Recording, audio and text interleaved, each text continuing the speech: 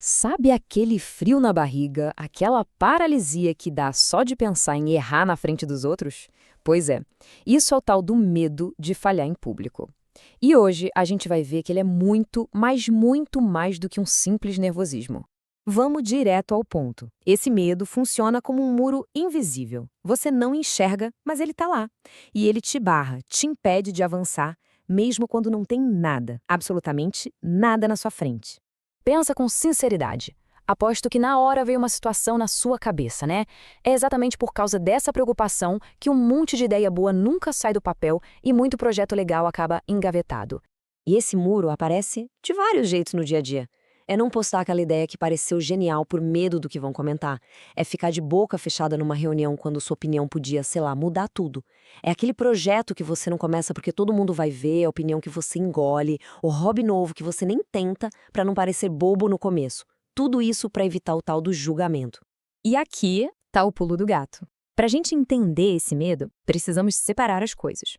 Uma coisa é falhar sozinho, em casa, outra, completamente diferente, é falhar com plateia. E o nosso cérebro trata essas duas situações de jeitos que você nem imagina.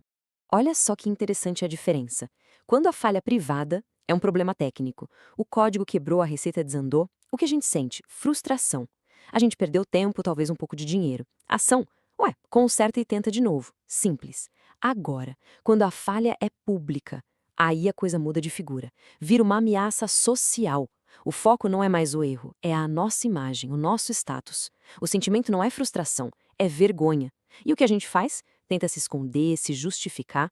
E é essa frase que muda o jogo. Para um pouquinho e pensa nela. O problema nunca foi o erro. Nunca. O problema sempre foi ter gente olhando. A gente não tem medo de cair. A gente tem medo que vejam o tombo. E tem motivo para isso doer tanto, tá? Não é frescura. Lá nos primórdios, ser chutado para fora do grupo era basicamente uma sentença de morte. Por isso, até hoje, nosso cérebro reage à rejeição social, ao julgamento, acendendo as mesmas luzinhas no painel que acende para a dor física. Dói de verdade. É biológico. Certo, então já entendemos por que dói. Agora, como é que a gente começa a desmontar esse medo? O primeiro passo é sacar uma pegadinha que a nossa própria mente cria. O nome disso é efeito holofote.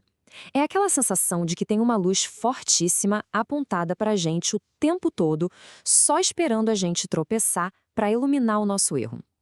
Mas a verdade é que cada pessoa na plateia está ocupada demais sendo a estrela do próprio show para reparar no seu. E olha, isso não é achismo, foi testado. Fizeram um experimento bem famoso onde pediram para umas pessoas usarem uma camiseta meio constrangedora. Elas achavam que, no mínimo, metade das pessoas na sala notaria. Sabe qual foi a real? Como dá para ver aí, menos de um quarto sequer prestou atenção. O nosso holofote imaginário é bem mais fraco do que a gente pensa. Então, a grande sacada é essa. A plateia que a gente tanto teme, na verdade, nem está olhando para a gente. Ela está ocupada demais com o próprio holofote. Entender isso, de verdade, é libertador. Só que fugir desse holofote, que nem existe direito, tem um custo. E vou te falar, o preço é bem alto.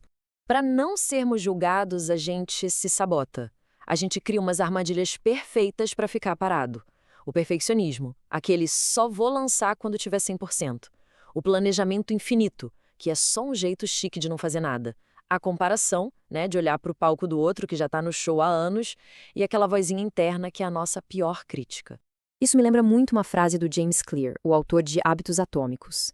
Ele fala que, quando o seu preparo vira só uma desculpa para adiar, para procrastinar, tem algo errado. O objetivo não é só ficar no plano, no rascunho. O objetivo é ir para a prática, é jogar o jogo. Beleza, chega de papo, vamos para ação. Como é que a gente, na prática, começa a sair de trás desse muro? O segredo é ir aos poucos. Não precisa saltar de paraquedas no palco principal. Começa pequeno. Dá uma opinião numa reunião de equipe com gente que você confia. Compartilhe os bastidores de algo que você está fazendo, não só o resultado final, todo bonitinho. Em vez de fingir que sabe tudo, faz uma pergunta. E sério, começa um hobby novo e se permite ser ruim naquilo. Aceita ser iniciante. Cada um desses passinhos de coragem é um treino para o seu cérebro. Aos poucos ele vai aprendendo na prática que aquele monstro do julgamento que ele criou é, na verdade, bem menor e muito menos assustador do que parecia.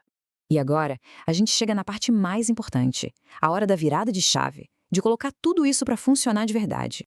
A mudança de mentalidade é essa, e ela é poderosa. Para de queimar energia tentando ser à prova de balas, tentando ser perfeito. Pega essa mesma energia e começa a usar para aparecer, para ser visto, com todas as imperfeições que vem no pacote. E para terminar, um desafio prático. Nas próximas 24 horas, se exponha. Uma única vez, de um jeito imperfeito. Pode ser dar uma opinião, postar uma ideia que não está 100% lapidada, mostrar algo que você está construindo. Faça de propósito, sem estar perfeito, e só observa o que acontece. Eu aposto que o mundo não vai acabar. Pelo contrário, o seu mundo vai começar a crescer.